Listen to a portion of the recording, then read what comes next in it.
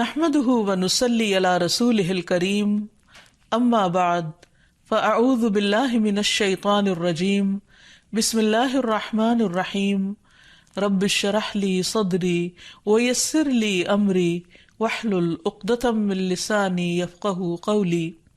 السلام علیکم ورحمۃ اللہ وبرکاتہ۔ ناظرین، پروگرام دعا کیجئے کے ساتھ آپ کی خدمت میں حاضر ہیں۔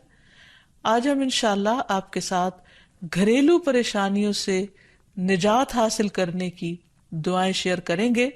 اس موضوع پر آپ سے گفتگو ہوگی کہ کس طرح ہم اپنے خاندانی زندگی کو، اپنی معاشرتی زندگی کو خوشگوار بنا سکتے ہیں اللہ سبحانہ وتعالیٰ کی مدد کے ساتھ۔ کوشش اپنی جگہ، لیکن ہر کوشش اس وقت فائدہ مند ہو جاتی ہے جب انسان اس کے ساتھ ساتھ اللہ تعالیٰ سے دعا کرتا ہے۔ حدیث میں آتا ہے کہ اللہ سبحانہ وتعالیٰ کے نزدیک دعا سے زیادہ معزز اور کوئی چیز نہیں، یعنی سب سے زیادہ اللہ تعالیٰ جس چیز کو بندے کی ویلیو کرتے ہیں وہ دعا مانگنا ہے۔ اسی طرح ایک اور حدیث میں آتا ہے کہ دعا کرنا افضل عبادت ہے، یعنی انسان جب اللہ تعالیٰ کے آگے ہاتھ پھیلاتا ہے، اپنے دل کی پکار اپنے رب کو سناتا ہے، تو دراصل وہ عبادت کی حالت میں ہوتا ہے اور ایک افضل عبادت کر رہا ہوتا ہے۔ اس لیے کثرت کے ساتھ دعائیں کرتے رہنا چاہیے، لیکن یاد رہے کہ دعا کرنے سے پہلے اللہ سبحانہ وتعالیٰ کی تعریف ضرور کی جائے۔ اس سلسلے میں تعریف کے بے شمار کلمات ہمیں احادیث کی کتابوں میں ملتے ہیں۔ انہی میں سے ایک آتا ہے کہ آپ صلی اللہ علیہ وسلم سے سوال کیا گیا کہ کون سا کلام افضل ہے؟ آپ نے فرمایا جو اللہ نے اپنے فرشتوں اور اپنے بندوں کے لیے چنا، اور وہ ہے سبحان اللہ و بحمدہ، سبحان اللہ و بحمدہ۔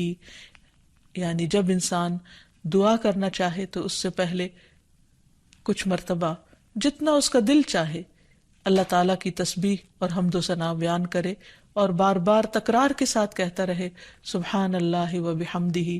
اس کے بعد درود شریف پڑھے جتنی دیر پڑھنا چاہے، اور پھر اس کے بعد اپنی حاجت اللہ سبحانہ وتعالیٰ کے سامنے رکھے تو انشاءاللہ اس کی پریشانی دور ہوگی۔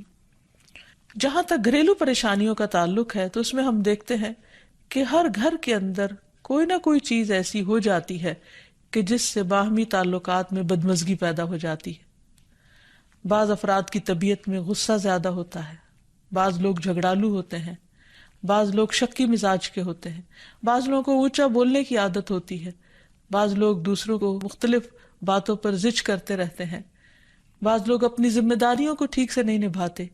تو یہ تمام چیزیں صرف نہ یہ کہ ایسے انسان کو خود بلکہ اس کے آس پاس رہنے والوں کو اذیت میں مبتلا کر دیتی۔ اب اس میں انسان بعضوں کو سمجھانے سے بھی کام لیتا ہے، دوسروں سے بھی مدد لیتا ہے، لیکن پھر بھی مسئلہ حل نہیں ہوتا۔ تو صحابہ کرام تو اپنی جوتی کا تسمہ بھی ٹوٹ جاتا تو اللہ سبحانہ وتعالیٰ سے مانگتے تھے۔ تو اگر گھر کے اندر کسی قسم کی ناچاکی یا پریشانی ہے تو اس سلسلے میں بھی ہمیں اللہ تعالیٰ کی طرف رجوع کرنا چاہیے، اور پھر اس کے ساتھ ساتھ دوسرے کو جو مشکل پیدا کر رہا ہے سمجھانا بھی چاہیے۔ جہاں تک لڑائی جھگڑے کا تعلق ہے تو اسے منافقت کی علامت بتایا گیا۔ آپ صلی اللہ علیہ وسلم نے فرمایا کہ منافق کی 4 علامتیں ہیں، ان میں سے ایک بات کرے تو جھوٹ بولے، وعدہ خلافی کرے، امانت میں خیانت کرے، اور جب وہ جھگڑا کرے تو گالی دے، یعنی جھگڑتا بھی ہے اور گالی بھی دیتا ہے۔ نبی صلی اللہ علیہ وسلم نے یہ بھی فرمایا کہ اللہ کو سب سے زیادہ ناپسند آدمی وہ ہے جو بہت جھگڑالو ہے، یعنی اللہ تعالیٰ ایسے شخص سے محبت نہیں کرتے۔ اس لیے اگر آپ کسی سے بات کر رہے ہو تو اس کی بات توجہ سے سن لے۔ چھوٹی چھوٹی باتوں پر جھگڑنا اور دوسرے کے ساتھ بد اخلاقی سے پیش آنا یہ درست نہیں۔ پھر اسی طرح مومن جو ہے وہ کبھی بد اخلاق نہیں ہوتا، اور بد اخلاقی پھر منافقت کی علامت ہے۔ رسول اللہ صلی اللہ علیہ وسلم نے فرمایا تمہارے یہ نسب نامے کسی کے لیے گالی کا سبب نہیں ہے، تم سب آدم کی اولاد ہو، ایک دوسرے کے قریب ہو، دین یا عمل صالح کے علاوہ کسی وجہ سے کسی کو کسی پر کوئی فضیلت نہیں۔ آدمی کے برا ہونے کے لیے یہی کافی ہے کہ وہ فحش گو ہو، بد کلام ہو، بخیل ہو اور بزدل ہو۔ پھر اسی طرح آپس میں محبتوں کا نہ ہونا، بہن بھائیوں میں ناچاکی، یا شوہر بیوی میں ناچاکی، یا والدین کے ساتھ محبت کا نہ ہونا، یہ ایک طرح سے اللہ تعالیٰ کی طرف سے ایک آزمائش بھی ہو سکتی ہے اور ایک عذاب بھی ہو سکتا ہے۔ مومن تو محبت کرنے والا ہوتا ہے، اور اس شخص میں کوئی خیر نہیں جو محبت کرتا نہیں اور لوگ اس سے محبت نہیں کرتے، اور لوگوں میں سب سے زیادہ بہترین انسان وہ ہے جو لوگوں کے لیے فائدہ مند ہوتا ہے۔ تو اس لیے بہت ضروری ہے کہ خاندان کے اندر باہم محبت پائی جائے۔ گھریلو زندگی خوبصورت ہو جاتی ہے اگر آپس میں ایک دوسرے سے پیار، محبت اور ہمدردی کے جذبات پائے جاتے ہیں۔ پھر اسی طرح بعض اوقات گھریلو زندگی میں بدگمانیاں بہت تکلیف دیتی ہیں، یا گھر کے کچھ افراد سنی سنائی باتوں پر یقین کرتے ہوئے دوسروں کے خلاف بدگمانی پال لیتے ہیں، تو اس سے بھی پرہیز کرنے کی ضرورت ہے۔ اسی طرح گھریلو پریشانیوں میں گھر کا تنگ ہونا بھی ایک عذاب کی شکل ہے۔ اس لیے نبی صلی اللہ علیہ وسلم نے ہر وضو کرنے کے بعد جو دعا سکھائی، اس میں خاص طور پر یہ دعا آتی ہے کہ اللہ میرے گھر میں وسعت پیدا کر دے، یعنی ایک تو دلوں میں وسعت ہو، اور دوسرا یہ ہے کہ جگہ بھی کشادہ ہو۔ رسول اللہ صلی اللہ علیہ وسلم نے فرمایا 3 چیزیں بدبختی میں سے ہیں۔ عورت جب تو اسے دیکھے تو وہ تجھ کو بری لگے اور وہ تجھ پر اپنی زبان چلائے، اور اگر تو اس سے غائب ہو تو وہ اپنے نفس کی اور تیرے مال کی حفاظت نہ کرے۔ دوسرے، مریل سواری کہ اگر تو اسے مارے اور چلائے تو تجھ کو تھکا دے، اور اگر اسے چھوڑ دے تو تجھے جلد تیرے ساتھیوں تک نہ پہنچائے، اور ایسا گھر جو تنگ اور کم سہولتوں والا ہو۔ تو اس لیے اگر انسان ایسی کسی تکلیف میں مبتلا ہے تو اس کا حل بھی یہی ہے کہ کوشش کے ساتھ ساتھ انسان دعا کرے۔ اسی طرح خرچ میں کمی، وسائل میں کمی، مال میں کمی، یہ تمام چیزیں بھی عموماً گھروں کے اندر جھگڑے پیدا کر دیتی ہیں۔ کھانے پینے کی قلت، بنیادی ضروریات کا پورا نہ ہونا، تو ایسی صورت میں بھی انسان اللہ تعالیٰ کی طرف رجوع کرے، اور اس کے لیے ساتھ ہی کوشش بھی ضروری ہے۔ کوشش میں سب سے پہلے تو یہ کہ انسان لڑائی جھگڑا چھوڑے، صبر و ضبط کی عادت ڈالے، برداشت اور تحمل کی عادت اپنے اندر پیدا کرے، اپنے اخلاق کو بہتر بنائے۔ ایک حدیث کے مطابق اللہ سبحانہ و تعالیٰ جب کسی گھرانے پر خیر و برکت نازل فرمانا چاہتے ہیں تو اس گھر والوں کے اندر نرمی پیدا کر دیتے ہیں۔ اور ایک اور حدیث میں یہ بھی آتا ہے کہ جو نرمی سے محروم کر دیا گیا وہ ہر خیر و بلائی سے محروم کر دیا گیا۔ تو اس لیے گھر کے ہر فرد کو اپنے اپنے رویے پر غور کرتے ہوئے اپنے اخلاق کی اصلاح کرنے کی ضرورت ہے، اور دوسروں سے توقعات زیادہ رکھنے کی بجائے اپنا طرز عمل اچھا کرنے کی ضرورت ہے۔ اور گھر والوں کے ساتھ بہترین ہونا نبی صلی اللہ علیہ وسلم کی سنت ہے۔ آپ نے فرمایا تم میں سے بہتر وہ ہے جو اپنے گھر والوں کے لیے بہتر ہو، اور میں تم سب کی نسبت اپنے گھر والوں کے حق میں اچھا ہوں۔ یعنی آپ نے اپنی مثال دی کہ میں سب سے اچھا سلوک اپنے گھر والوں سے کرتا ہوں، تو تمہیں بھی اگر اچھا بننا ہے تو ایسا ہی کرنا ہوگا۔ پھر اسی طرح گھر والوں کو زیادہ سے زیادہ فائدہ پہنچانا۔ حسن بصری سے مروی ہے کہ اللہ تعالیٰ کے نزدیک پسندیدہ بندے وہ ہیں جو اپنے اہل و عیال کو سب سے زیادہ نفع دینے والے ہیں۔ پھر اسی طرح پیار و محبت سے رہنا۔ اگر لڑائی جھگڑا ہو بھی جائے یا کوئی غلط فہمی پیدا بھی ہو جائے تو اس وقت خاموشی اختیار کر لینا، مناسب وقت کا انتظار کر کے اس غلط فہمی کو دور کرنا ضروری ہے۔ پھر اسی طرح اللہ سبحانہ و تعالیٰ نے گھریلو زندگی کو خوشگوار بنانے کے لیے جو بہترین ہدایت ہمیں قرآن مجید میں دی ہے وہ ہے عفو درگزر سے کام لینا۔ اللہ تعالیٰ فرماتے ہیں یا ایہا الذین آمنوا ان من ازواجکم و اولادکم عدوا لکم فاحذروہم وَإِن تَعْفُوا وَتَصْفَحُوا وَتَغْفِرُوا فَإِنَّ اللَّهَ غَفُورٌ رَّحِيمٌ إِنَّمَا أَمْوَالُكُمْ وَأَوْلَادُكُمْ فِتْنَةٌ وَاللَّهُ عِندَهُ أَجْرٌ عَظِيمٌ۔ اے لوگو جو ایمان لائے ہو، بے شک تمہاری بیویوں اور تمہارے بچوں میں سے بعض تمہارے دشمن ہیں، سو ان سے ہوشیار رہو، اور اگر تم معاف کرو اور درگزر کرو اور بخش دو تو بے شک اللہ بے حد بخشنے والا نہایت رحم فرمانے والا ہے۔ تمہارے مال اور تمہاری اولاد تو محض ایک آزمائش ہے، اور جو اللہ ہے اسی کے پاس بہت بڑا اجر ہے۔ یعنی انسان کو بعض اوقات اپنی ہی بیوی یا بیوی کو اپنے ہی شوہر سے، اور بعض اوقات اپنے ہی بچوں سے یا اپنے ہی والدین سے دشمنی کا اندیشہ ہو سکتا ہے، اور وہ ایک دوسرے کے لیے مصیبت اور بلا ہو سکتے ہیں۔ لیکن ایسی صورت میں بھی انسان کا گزارا نہیں ہو سکتا جب تک ایک دوسرے کو معاف نہ کرے۔ زندگی کی گاڑی نہیں چل سکتی جب تک انسان دوسروں کے قصور اور غلطیاں ان سے درگزر نہ کرے، کیونکہ ہر انسان کبھی غصے کی وجہ سے، کبھی جہالت کی وجہ سے، کبھی جلد بازی کی وجہ سے، کبھی لوگوں کے اکسانے پر اپنے پیاروں کے ساتھ زیادتیاں کر جاتا ہے۔ تو ایسی صورت میں انسان اگر چاہتا ہے کہ اس کی زندگی خوشگوار ہو تو اسے معاف کرتے رہنا چاہیے۔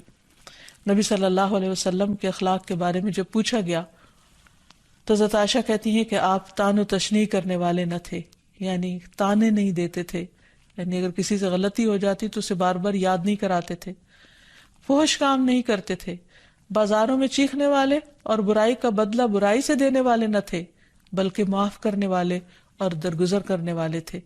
اور حقیقت یہ ہے کہ جو جس کے جتنا قریب ہوتا ہے، جیسے گھر والے ہیں، اس کی غلطیاں اور اس کی کمزوریاں زیادہ سامنے آتی ہیں، اور پھر وہ ریپیٹڈلی سامنے آتی ہیں، بار بار سامنے آتی ہیں، تو ایسی صورت میں معاف کرنا بھی مشکل لگتا ہے، لیکن پھر بھی معاف کیے بغیر گزارا نہیں۔ پھر اسی طرح یہ ہے کہ انسان اگر ہمیشہ دوسروں کا حق ادا کرنے کی فکر کرے تو اس سے بھی بہت سے جھگڑے ختم ہو جاتے ہیں۔ شوہر اگر بیوی کو حق دینے والا ہو، بیوی خوشی سے شوہر کا حق دینے والی ہو، بہن بھائی ایک دوسرے کے اوپر قربانی کرنے والے ہوں، ایثار کرنے والے ہوں، تو ایسی صورت میں گھر کا ماحول بہت خوشگوار ہو سکتا ہے۔ عورت کے بارے میں فرمایا نبی صلی اللہ علیہ وسلم نے کہ عورت اس وقت تک ایمان کی حلاوت نہیں پا سکتی جب تک کہ وہ اپنے شوہر کا حق ادا نہیں کرتی۔ اسی طرح شوہر کے لیے نبی صلی اللہ علیہ وسلم کا یہ اسوہ حسنہ بہترین ہے کہ آپ صلی اللہ علیہ وسلم اپنے گھر ہوتے ہوئے اپنے گھر والوں کے کام کاج میں ہاتھ بٹایا کرتے تھے، ان کی خدمت کیا کرتے تھے۔ جب نماز کا وقت ہوتا تو فوراً نماز کے لیے تشریف لے جاتے۔ آپ اپنے چھوٹے چھوٹے کام خود کر لیا کرتے تھے۔ یعنی اس سے بھی یہ پتہ چلتا ہے کہ خوشگوار گھریلو تعلقات میں دوسرے پر بوجھ نہ بننا ایک بہت اہم نقطہ ہے، کیونکہ اگر ہر انسان اپنی ذمہ داری خود لے لے تو دوسروں کے لیے وہ خوشگوار ہو جاتا ہے۔ پھر اسی طرح گھر والوں کو اگر کوئی غم، تکلیف یا پریشانی ہو تو اس موقع پر اپنے اختلافات کو بھول کر ان کی مدد کرنا، ان کی کیئر کرنا اور ان کی دلجوئی کرنا، یہ بھی بہت ضروری ہے۔ اور حتی الوسع گھر کا ماحول خوشگوار رکھنا چاہیے، ایک دوسرے کا احساس کرتے ہوئے اور ایک دوسرے کے کاموں میں عیب نہ نکالتے ہوئے اور ایک دوسرے کو اپریشیٹ کرتے ہوئے، ایک دوسرے کی اچھی خوبیوں کو اور اچھی باتوں کی تعریف کرتے ہوئے، اور اسی طرح بعض اوقات اپنی خواہشات کو پیچھے کرتے ہوئے، کیونکہ اگر ہر انسان یہ چاہے کہ زندگی اس کے مطابق، کیونکہ اگر ہر انسان یہ چاہتا ہو کہ ہر کام گھر میں اس کی مرضی کے مطابق ہو تو یہ ممکن نہیں۔ بہت سے گھروں میں ساس بہو کا جھگڑا کس بنا پر ہوتا ہے، یا آپس میں قریبی رشتوں کا جھگڑا اور فتنہ فساد کس وجہ سے ہوتا ہے؟ کیونکہ ہر شخص یہ چاہتا ہے کہ گھر کا نظام اس کی مرضی کے مطابق ہو، حالانکہ ایسا ہونا ممکن نہیں۔ تو اس لیے ہر انسان کو اپنی رائے بھی دینی چاہیے، لیکن دوسروں کی رائے کا بھی احترام کرنا چاہیے۔ اپنی ضرورت بھی پوری کرنی چاہیے، لیکن اس کے ساتھ ساتھ دوسروں کی ضروریات کا بھی خیال کرنا چاہیے۔ پھر اسی طرح بہت سے معاملات میں قناعت اختیار کرنی چاہیے، کیونکہ یہ زندگی بذات خود ایک امتحان ہے، اور اصل عیش و عشرت کی جگہ جنت ہے، دنیا نہیں، یا دنیا کا گھر نہیں۔ تو اس لیے ضروری ہے کہ مشکل حالات میں انسان اپنے عزیزوں کا، پیاروں کا، گھر والوں کا ساتھ دے، ان کی مدد کرے۔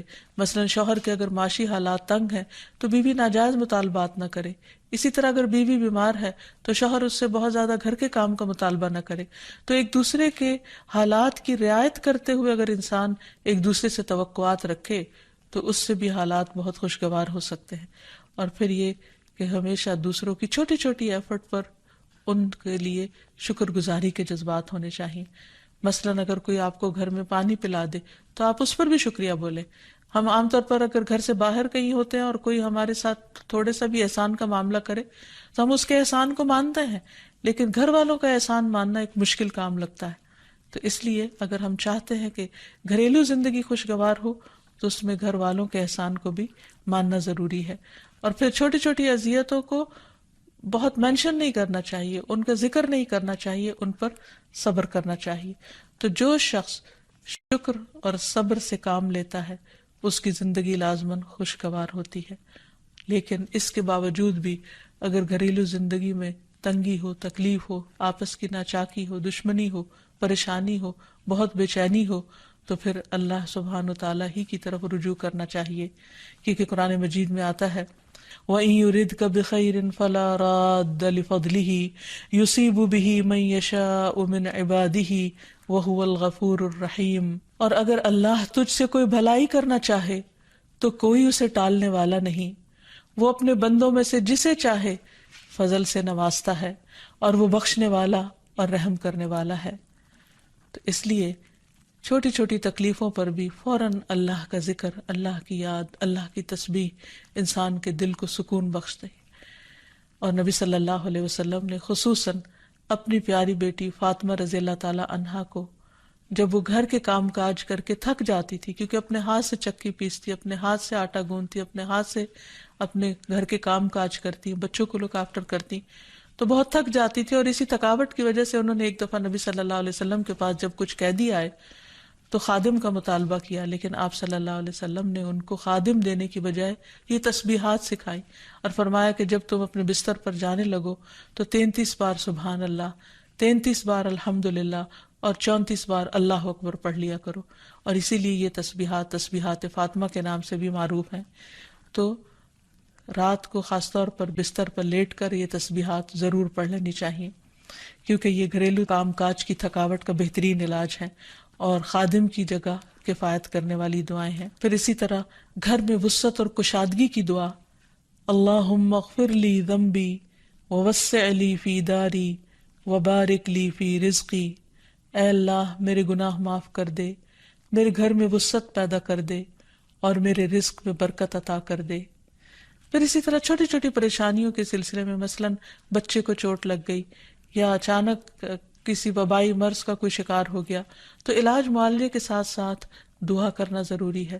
مثلاً گھر والوں میں سے اچانک کسی کو کوئی ایسی بیماری آ گئی، کوئی سٹروک ہو گیا یا ہارٹ اٹیک ہو گیا تو سارے گھر والے پینک ہو جاتے ہیں. ایسی صورت میں پریشانی کا صرف اظہار کرتے رہنے سے اور غمگین رہنے سے مریض کی مدد نہیں کی جا سکتی.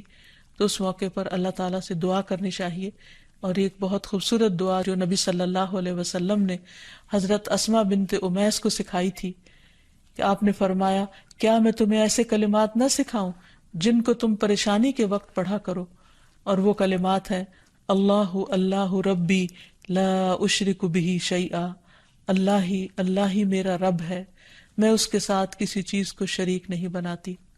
اور آخر میں یہ کہ گھر والوں کی باہمی محبت اور الفت اور تعلقات کی بہتری کی دعا کرنی چاہیے جو پیارے نبی صلی اللہ علیہ وسلم نے ہمیں سکھائی ہے. وہ دعا ہے اللہم الف بین قلوبنا واصلح ذات بیننا واہدنا سبل السلام ونجنا من الظلمات الى النور وجنبنا الفواحش ما ظهر منها وما بطن وبارک لنا فی اسماعنا وابصارنا وقلوبنا وازواجنا وذریاتنا وتب علینا انک انت التواب الرحیم وجعلنا شاکرین لنعمتک مثنین بها قابلیہا واتمہا علینا. اے اللہ ہمارے دلوں میں الفت پیدا فرما دے اور ہمارے آپس کے معاملات کی اصلاح کر دے. ہمیں سلامتی کے راستوں کی رہنمائی فرما اور ہمیں اندھیروں سے نجات دے کر نور کی طرف لے آ اور ہمیں تمام ظاہری اور چھپی بدکاریوں سے محفوظ رکھ. ہمارے کانوں اور ہماری آنکھوں اور ہمارے دلوں اور ہماری گھر والیوں اور ہمارے بچوں میں برکتیں عطا فرما. ہماری توبہ قبول فرما. بلا شبہ تو بہت زیادہ توبہ قبول کرنے والا اور رحمت کرنے والا ہے. ہمیں اپنی نعمتوں کا شکر ادا کرنے والا بنا اور ان کی تعریف کرنے والا اور ان کو قبول کرنے والا بنا دے. ان نعمتوں کو ہم پر کامل فرما دے یعنی ان نعمتوں کو ہم پر تمام کر دے، تو کس قدر جامع اور خوبصورت دعا ہے جو نبی صلی اللہ علیہ وسلم نے ہمیں سکھائی۔ گھریلو زندگی کو خوشگوار بنانے کے لیے ان دعاؤں کو پڑھتے رہنا چاہیے، یاد کر لینا چاہیے، قبولیت کے مواقع پر پڑھنا چاہیے۔ اگر زبانی یاد نہ بھی ہو تو دیکھ کر پڑھ لینا چاہیے، اور اگر ان کا ترجمہ نہ آتا ہو تو اردو میں پڑھنے میں بھی کوئی حرج نہیں، لیکن اللہ تعالیٰ سے مانگتے رہیے کیونکہ ساری مشکلات کا حل صرف اسی کے پاس ہے۔ وآخر دعوانا ان الحمد للہ رب العالمین۔ السلام علیکم ورحمۃ اللہ وبرکاتہ۔